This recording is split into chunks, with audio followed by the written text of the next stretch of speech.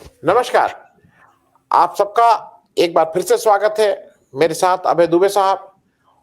और उत्तर प्रदेश में इतना कुछ हो रहा है ना कि अगर अभय दुबे साहब से मैं रोज भी बात करूं तब भी कम पड़ेंगे। अ, थोड़ा लंबा समय निकल जाता है, इनकी व्यस्तता रहती है, इनको क्लासेस लेने होते हैं, बच्चों को पढ़ाना है, बाकी चैनल्स में है, अपनी किताबें लिखनी है। और मैं जब अभी इनसे बात कर रहा था तो इन्होंने एक बहुत हिम्मत मेरी बढ़ाई। इन्होंने कहा, नहीं नहीं, अभी तो सबसे प्रोडक्टिव ईयर अब शुरू हो रहे हैं, अब जी, आपको जी, जितना आपने जीवन का अनुभव किया है, जितना समझा है, उसको अब कहने की बात आई है। जी, मतलब एक उत्तर प्रदेश के चुनाव पे ही हम लोग इसलिए चर्चा कर रहे हैं क्योंकि ये हमको भी पता है, आपको भी पता है कि देश की कहीं ना कहीं से नियति इससे जुड़ी हुई है। कल एक सी वोटर का एक थर्ड सर्वे सितंबर में आया था, फिर अक्टूबर में आया था, फिर नवंबर में आया था। ये उस सीरीज का तीसरा सर्वे है। हो सकता है कि अगर हमें सूट नहीं कर रहा हो, हमें अच्छा नहीं लग रहा हो, तो हम उसको माने कि बिल्कुल बेकार है। हमें सूट कर रहा हो तो हम कहेंगे बिल्कुल 100% सही है। लेकिन मोटे तौर पे वो एक थोड़ा मूड तो दिखाता है, और ये मुझे भी लग रहा है कि जो इस समय हो रहा है। सबसे पहले सपा की बात कर लें। उसने सपा को सितंबर में 109 मिनिमम सीट दे रहे थे, आज वो 160 सीट तक पहुंच गए हैं। इस पे पहले थोड़ी सी बात वह सब कर लीजिए कि 3 महीने में क्या चीजें बदली हैं आपके हिसाब से।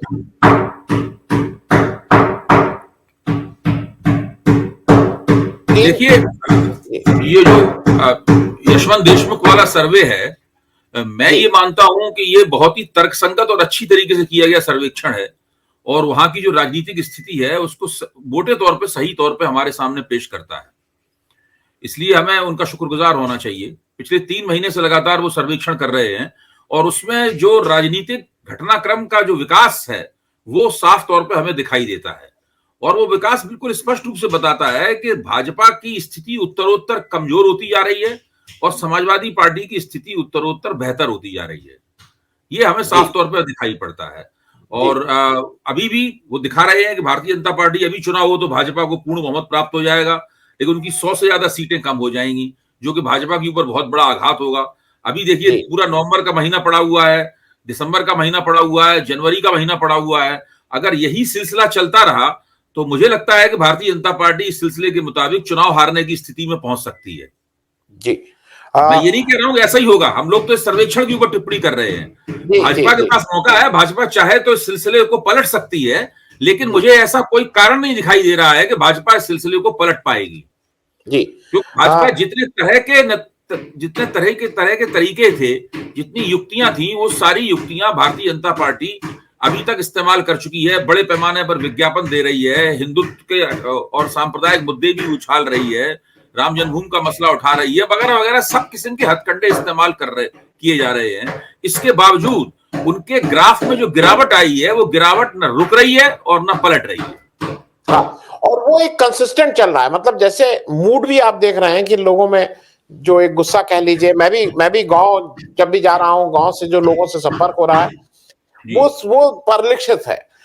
और मैं हम लोग जब आगे बात करेंगे तो उसको मैं जो हम और आप हरदम उसको कहते आए हैं, मैं जी, उसमें बता दूं, कांग्रेस का ये सर्वे कहीं फायदा नहीं दिखा रहा है। कांग्रेस 3 से 7 सीट मिलनी थी, अभी भी वो 6 से 10 सीट कह रहा है। लेकिन देखिए मुझे ऐसा लग रहा है। आनंद जी, जी अगर कांग्रेस को फायदा होगा, अगर जी आम आदमी पार्टी को फायदा होगा और अगर ओवैसी साहब को फायदा होगा, तब फिर वो फायदा समाजवादी पार्टी को नहीं होगा।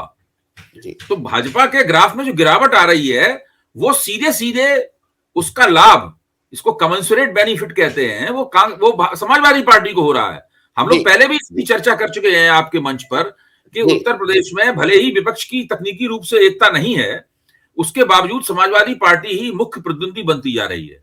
तो जितने भी जी भाजपा विरोधी लोग हैं, भाजपा से असंतुष्ट लोग हैं, उनको लगता है कि ये एक ध्रुव है, यहां पे हम जमा हो जाएं तो हम भाजपा को जी नुकसान पहुंचा सकते हैं। चाहे वो जी जातियां हों, चाहे वो समुदाय हों, चाहे वो अति पिछड़ी जातियां हों, अति दलित जातियां हों, कोई भी हों या ब्राह्मण हो, वो सब धीरे धीरे करके उनकी समझ में आ रहा है कि भाजपा को कौन हरा सकता है। जी इसलिए न तो बहुजन समाज पार्टी को लाभ हो रहा है, ना कांग्रेस को उतना लाभ हो रहा है, ना आम आदमी पार्टी को उतना लाभ हो रहा है। लाभ सीधा सीधा होता है। अब यशवंत देशमुख ने एक और बहुत अच्छी बात कही थी कि जब उन्होंने ये 3 महीने पहले सर्वेक्षण करना शुरू किया था, तो दोनों बड़े दलों के बीच में करीब 65% वोटों का बंटवारा था। आज वो बंटवारा बढ़कर 75 से 75 और उससे ज्यादा हो गया है। यानी जी ज्यादा से ज्यादा जो वोटर कहीं कुछ और सोच रहे थे, किन्हीं और विकल्पों के बारे में सोच रहे थे, वो या तो भाजपा के साथ चले गए हैं या समाजवादी पार्टी के साथ चले गए हैं। और ये जी सिलसिला जारी है, ये सिलसिला अभी जी खत्म होने वाला नहीं है। जी ये सिलसिला या तो पलटेगा या इसी तरीके से जारी रहा। अगर पलटेगा तो भाजपा जीतेगी, उसी तरह से जारी रहा तो भाजपा हार जाएगी। जी। क्योंकि क्योंकि जैसे जो जो चीजें दिख रही हैं, अखिलेश यादव जी पहले बिल्कुल नहीं निकलते थे, अब निकलना थोड़ा शुरू किए हैं, और जैसे जैसे शायद चुनाव आएगा तो वो और सक्रिय होंगे। उसी तरह से भाजपा की जो इस समय जो कुछ काम कर रही है वो इस तरह के कर रही है कि लोगों को उसको देख के गुस्सा ज्यादा आ रहा है। मैं उस पर बाद में आऊंगा। मैं जरा बीएसपी की 2 मिनट आपसे बात कर लूं। बीएसपी 12 से 16 सितंबर में, आज भी 16 से 20, इस सारे उसमें मुझे ऐसा लग रहा है कि जो सबसे बड़ा नेट लॉस अगर किसी पार्टी का उत्तर प्रदेश की दृष्टि से होने जा रहा है तो बीएसपी का। क्योंकि कांग्रेस तो फिर भी एक नेशनल पार्टी है, अगर वो एक माहौल यहां बनाती है तो उसका फायदा या तो उत्तराखंड में उसको मिल जाएगा या पंजाब में मिल जाएगा, लेकिन बीएसपी का क्या होगा? देखिए, बीएसपी का जो हश्र हो रहा है उसकी जिम्मेदार खुद मायावती है। मायावती के सामने मौका था कि वो चुनाव की प्रक्रिया, जब चुनाव प्रचार शुरू हुआ, चुनाव नजदीक आया, तो वो अपनी पेशबंदी अलग तरीके से कर सकती थी। लेकिन वो 2007 में जिस तरह उन्होंने चुनाव लड़ा था, वो उसकी नकल में चुनाव लड़ना चाहती हैं इस बार। जी और जी उस वक्त उन्होंने 2007 में एक बहुत बड़ी पृष्ठभूमि बनाई थी, 3 साल पहले से मुहिम चलाई थी। आज ऐसा उन्होंने कुछ किया नहीं है। पहले तो वो खामोश बैठी रही, केवल ट्विटर करती रही, वो एक आध बयान वगैरह देती रही, उन्होंने कुछ किया नहीं। और उन्होंने ये मान, उनके प्रवक्ता ये कहते हैं कि हमें किसी भाजपा को हराने के लिए किसी के समर्थन की जरूरत नहीं है। तो इस तरह की बातें करके, और फिर जिस तरह से उन्होंने ब्राह्मणों को पटाने की कोशिश की, उनके सम्मेलन किए, और जो भाषा जो खुद भारतीय जनता पार्टी की भाषा है, उस भाषा का ही सतीश चंद्र मिश्रा ने और उन्होंने इस्तेमाल किया, तो उनका तो हश्र ये होना ही था। धीरे धीरे कर कर परिस्थितियों के प्रभाव से, और कुछ अखिलेश यादव के अपने प्रभाव से, और कुछ भाजपा की अपनी गलतियों से परिस्थिति ऐसी बन गई है कि समाजवादी पार्टी और उनका जो गठजोड़ है वो भाजपा का मुख्य प्रतिद्वंदी बन गया है। जी इसलिए जी किसी दूसरी पार्टी के बारे में लोग सोच ही नहीं रहे। जी, मैं एक चीज और कहूं, अब मैं जरा स्पेसिफिक पे आ जा रहा हूं। अखिलेश जी का एक बयान अभी आया था जिसमें वो बयान हालांकि दूसरे ढंग से दिया गया था, लेकिन उसको भाजपा ने दूसरे ढंग से उसका नैरेटिव सेट किया जिन्ना को लेके।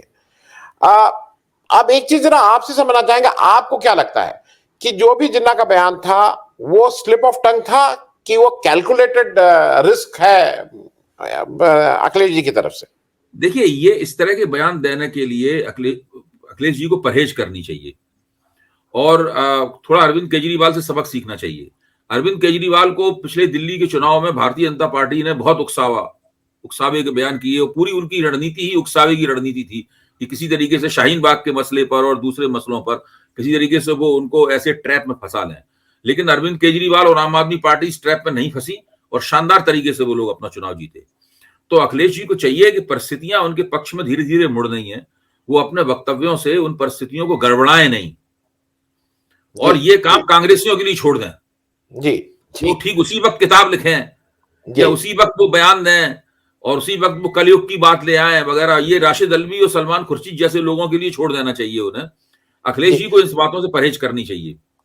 नहीं, हालांकि दबी जबान में लोग ये भी कह रहे हैं कि शायद सलमान साहब अपनी किताब को बिकवाने के लिए उनको लगा कि पार्टी का तो जो होना है हो ही जाए, लेकिन मेरी कम से कम किताब चर्चित हो जाए, इस तरह की बात भी लोग। भाई, चुनाव हो जाने दीजिए, ये इसी वक्त क्या किताब जारी करने की जरूरत थी? सलमान खुर्शीद की जो राजनीतिक पूंजी है वो कांग्रेस के साथ बंधी हुई है। अगर कांग्रेस उत्तर प्रदेश में थोड़ा अच्छा प्रदर्शन कर देगी तो उसका फायदा तो सलमान खुर्शीद को भी होगा। जी जी जी। एक छोटी सी बात इसलिए क्योंकि वो बहुत से मेजर विमर्श से स्लिप हो गई है। संजय निषाद साहब हैं जो अब बिल्कुल ऑफिशियली ठीक से बीजेपी के साथ चुनाव लड़ रहे हैं। उन्होंने भी एक अजीब सी बात रामचंद्र जी के लिए कही। उन्होंने बताया कि वो तो दशरथ के पुत्र तो नहीं थे, वो श्रृंगी ऋषि के थे, कोई खीर खाने से कहीं, मतलब अजीब अनर्गल बातें उन्होंने कही। लेकिन चूंकि ऑपोजिशन जो है उसके पास उस तरह का वो करना नहीं है, उसको लेके नहीं, उसको नैरेटिव नहीं बना पाया। लेकिन संजय निषाद की बात क्या नुकसान पहुंचाएगी बीजेपी को, जब वो कह रहे हैं कि राम का कोई दशरथ का मतलब? देखिए, जो अखिलेश जी ने कहा उसका भी अखिलेश जी को कोई नुकसान नहीं होने वाला है। भाजपा कितना भी उछल कूद मचाए, इसी तरह संजय निषाद ने जो कहा है, राशिद अल्वी ने जो कहा है, सलमान खुर्शीद ने जो कहा है, उससे कोई राजनीतिक परिस्थिति में कोई बहुत बड़ा असर नहीं पड़ेगा। क्योंकि आजकल 24 घंटे का मीडिया है, टीवी के टॉकिंग पॉइंट्स, अगर ये नहीं होता तो भी अखबार में एक आर्टिकल छप जाता, कोई असिस्टेंट एडिटर संपादकीय लिख देता और बात खत्म हो जाती। तो इन चीजों का ये मानना कि उससे कुछ वोटों में फर्क पड़ जाएगा, एक वोट जो ऐसा पहले कुछ सोच रहा था अब उसकी वजह से कुछ और सोचने लगेगा, ऐसी बात नहीं है। मेरा मानना है कि प्रियंका गांधी ने कुछ कोशिश करके कुछ खास तरह के कदम उठाकर कम से कम कांग्रेस को चर्चा के केंद्र में लाने में कामयाबी हासिल की है। इससे कांग्रेस को कुछ लाभ होगा, बहुत ही मामूली किस्म का, और वो मामूली किस्म का लाभ जो है वो भाजपा के खाते से जाएगा जी। और अगर कांग्रेस को आधे % स्त्रियों के वोट ज्यादा मिलते हैं, 1% वोट ज्यादा मिलते हैं, तो वो जाएंगे भाजपा के खाते से। अगर 10 ब्राह्मण वोट कांग्रेस को ज्यादा मिलते हैं तो वो जाएंगे भाजपा के खाते से। तो भाजपा को, कांग्रेस जितना आगे बढ़ेगी भाजपा को नुकसान होगा। और मुझे, लेकिन मेरा एक उससे आगे बढ़ के भी है कि हो सकता है आधे ही % का फायदा वो, लेकिन वो नुकसान शायद 2-3% का कर रहे हैं, जिसका फायदा सपा को हो जाएगा। बिल्कुल, आप ठीक कह रहे हैं, ऐसा हो सकता है। और देखिए अभी जैसे जैसे परिस्थितियों का विकास होगा, और जब किसी पार्टी के दुर्दिन होते हैं तो वो गलतियां बहुत करती है जी। अखिलेश की गलती तो बहुत मामूली है। ये जो लखीमपुर खीरी में भाजपा ने किया, उसने तो बहुत बड़ा नुकसान अपना कर लिया। जो सी वोटर का सर्वे है उसमें 60% से ज्यादा लोग मानते हैं कि लखीमपुर खीरी से भाजपा को बहुत नुकसान होगा। राजभर का, ओम प्रकाश राजभर का जो अखिलेश के साथ समझौता हुआ, उसमें भी बहुत लोग मानते हैं कि उससे भाजपा को नुकसान होगा। तो ये तमाम चीजें जो है ना, ये भारतीय जनता पार्टी के लिए नुकसानदेह हैं। और अभी आप देखिए कि मैं तो ये मानता हूं कि भाजपा से अभी कुछ और गलतियां होंगी, क्योंकि जिस तरह का मुगालता उनको है अपनी ताकत के बारे में, ये बात सही है कि जो पार्टी 40% वोट और 325 सीटें लेके सत्ता में रही हो, तो उसको मुगालते हो ही जाते हैं। और भारतीय जनता पार्टी में कुछ कोर्स करेक्शन करने की भी क्षमता है, वो बहुत फटाफट करते हैं, टीवी वगैरह में कुछ भी करते रहे। लेकिन अभी उत्तर प्रदेश के पैमाने पर उन्होंने वो युक्तियां नहीं खोज पाई हैं कि वो अपना पश्चिमी उत्तर प्रदेश में जो गड़बड़ी हो रही है उसको सुधार सकें। यशवंत देशमुख ने यह भी कहा कि भाजपा के सबसे ज्यादा वोट पश्चिमी उत्तर प्रदेश में कम हो रहे हैं, यहां तक कि भाजपा वहां विपक्ष से पीछे है। जी जी। मैं एक चीज और आपसे, क्योंकि एक बहुत पिछले एक हफ्ते का एक बड़ा डेवलपमेंट है, और वो ये डेवलपमेंट है कि अब बिल्कुल निर्विवाद रूप से अमित शाह ही इसको एंकर करेंगे, और योगी जी उसके पीछे पीछे चलेंगे। योगी जी को जाके अमित शाह की अगवानी करनी पड़ेगी, अमित शाह जी उसके मुख्य वक्ता होंगे, योगी जी उसमें जो बुलाते हैं, भाई आइए आप भी बात करिए, कुछ इस तरह की स्थिति है। मुझे ऐसा लग रहा है कि एक तो बहुत साफ इंडिकेशन है कि योगी जी, मेरा जितना आकलन है, अगर अमित शाह जिस तरह से आ रहे हैं, अब योगी जी सेकंड टर्म के मुख्यमंत्री नहीं होंगे, कहें कुछ भी, क्योंकि योगी जी के अगेंस्ट अमित शाह जितने लोगों को इकट्ठा किए हुए हैं, केशव प्रसाद मौर्य या जो भी वो सारे लोग जो एंटी योगी की बात करते हैं। आपको क्या लगता है? मैं 2 बातें कहूंगा कि देखिए, मायावती गलती ये कर रही है कि 2007 की चुनाव कैंपेन को वो उसकी कार्बन कॉपी बनाना चाहती हैं अपनी इस कैंपेन को। भाजपा की गलती यह है कि वो 2017 की चुनाव कैंपेन को अपनी कार्बन कॉपी बनाना चाहता है। जब तक उसके बाद परिस्थिति बदल गई है। 2017 में अखिलेश की सरकार थी और उससे कई तरह की नाराजगियां वगैरह थी, और भाजपा उसमें विपक्ष की पार्टी थी। तो परिस्थितियां बदल गई हैं, उन बदली हुई परिस्थितियों का संज्ञान भाजपा लेने में नाकाम है, मैं ये मानता हूं। दूसरी बात यह है कि योगी मुख्यमंत्री बनेंगे कि नहीं बनेंगे, ये इस बात पर निर्भर होगा कि भाजपा को सीटें कितनी मिलती हैं। जैसा कल यशवंत जी ने बताया कि अगर भाजपा को 210, 215 सीटें मिलती हैं, यानी बेयर मेजोरिटी मिलती है, तो योगी जी मुख्यमंत्री नहीं बनेंगे फिर जी। जिस मुख्यमंत्री के नेतृत्व में 100 सीटें कम हो जाएं, उसको दोबारा कैसे नेतृत्व दिया जा सकता है? जी जी। लेकिन अगर भाजपा की सीटें 2060, 260, 70, 80, 90 हो गई, तो फिर से उन्हें मुख्यमंत्री बनने से कोई रोक नहीं सकता, अमित शाह भी नहीं रोक सकते। जी जी। लेकिन एक चीज मैं आप देखिए, अमित शाह साहब क्योंकि वो सबसे रिलायबल खिलाड़ी हैं, शायद वो गेम चेंजर माने जाते हैं, और उनके ऊपर प्रधानमंत्री जी का बहुत विश्वास है कि ये, लेकिन हाल के दिनों में मुझे ऐसा लगा है कि जहां पे भी अमित शाह साहब आए हैं, एक वो इलविल भी लेके आते हैं। एक जनरल लोगों को मैं तो देख रहा हूं, जो मैं लोगों का गुस्सा है अमित शाह से, समहाउ योगी जी के अगेंस्ट गुस्सा नहीं है, ये मैं आपको बता दूं। योगी जी अच्छा नहीं कर रहे हैं, राजपूतों को बढ़ावा दे रहे हैं, सब आरोप है, लेकिन उनके ऊपर कोई इस तरह की इलविल नहीं है जो अमित शाह के साथ है। देखिए, अमित शाह तो चुनाव प्रबंधक हैं मुख्य तौर पर, कोई जन नेता तो है नहीं, मुख्य तौर पर चुनाव प्रबंधक हैं। अगर वो अपनी राजनीतिक शक्तियों को का संयोजन अच्छी तरीके से कर सकते हैं, व्यवस्था अच्छी तरह कर सकते हैं, बूथ मैनेजमेंट, चुनाव मैनेजमेंट, संसाधनों का, रिसोर्सेज का डिप्लॉयमेंट वगैरह ये अच्छी तरीके से कर सकते हैं, तो उनके खिलाफ अगर कुछ नाराजगी है तो उससे कोई खास फर्क नहीं पड़ता। लेकिन उनका ये चुनाव प्रबंधन भी सब जगह कामयाब नहीं होता है। भाई, दिल्ली के दोनों चुनाव उनके नेतृत्व में लड़े गए, बुरी तरह हार मिली। 2015 में उनके नेतृत्व में चुनाव लड़ा गया, बुरी तरह हार मिली। पश्चिम बंगाल में भी उनका काफी प्रभाव रहा, तो वो पश्चिम बंगाल में मायावती ने भाजपा की बहुत बुरी पटकनी दी। तो ये चुनाव प्रबंधन के दम पे हम चुनाव जीत लेंगे, ये बात मेरे गले नहीं उतरती है। देखिए, 5 साल सरकार चलाई भाजपा ने, योगी जी मुख्यमंत्री रहे, उनकी एक खास शैली रही सरकार चलाने की। उसके उस शैली के उन्हें कुछ ब्राउनी पॉइंट्स भी मिलते हैं और उस शैली के उन्हें कुछ नुकसान भी हैं। वोटर जो है वो इन सब चीजों को देख समझ के वोट देगा। ये मानना कि केवल वो जाति के आधार पर वोट दे देगा, केवल धर्म के आधार पर वोट दे देगा, केवल मुसलमान विरोध के आधार पर वोट दे देगा, केवल राम मंदिर के आधार पर वोट दे देगा, ये मानना जो है वो ठीक नहीं है। मेरा मानना है कि सब चीजें सोचेगा, लेकिन साथ में ये भी सोचेगा कि 5 साल सरकार कैसी चली। जी, बहुत ऐसे वोटर होंगे जो 5 साल सरकार के प्रदर्शन को देख के वोट देंगे। जी, एक व्यक्ति के बारे में करके इसको, सतपाल मलिक साहब एकदम से आजकल बड़े आक्रामक हो गए हैं जी।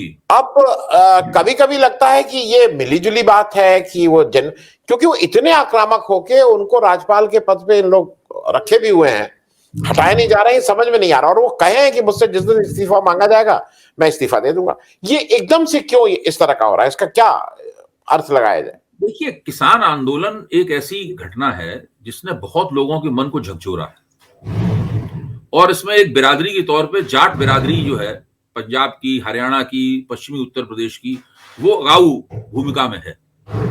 तो और सतपाल मलिक समाजवादी पृष्ठभूमि से आते हैं, चरण सिंह की पृष्ठभूमि से आते हैं, खुद जाट समाज के सदस्य हैं, तो उनके मन पे इसका प्रभाव पड़ना बहुत, और वैसे भी वो एक आउटस्पोकन लीडर रहे हैं हमेशा। ये कोई, आप तो जानते हैं उन्हें अच्छी तरीके से, मैं भी जानता हूँ। और हाँ, तो वो एक आउटस्पोकन यानी अपनी बात को कहने में संकोच न करने वाले नेता रहे हैं।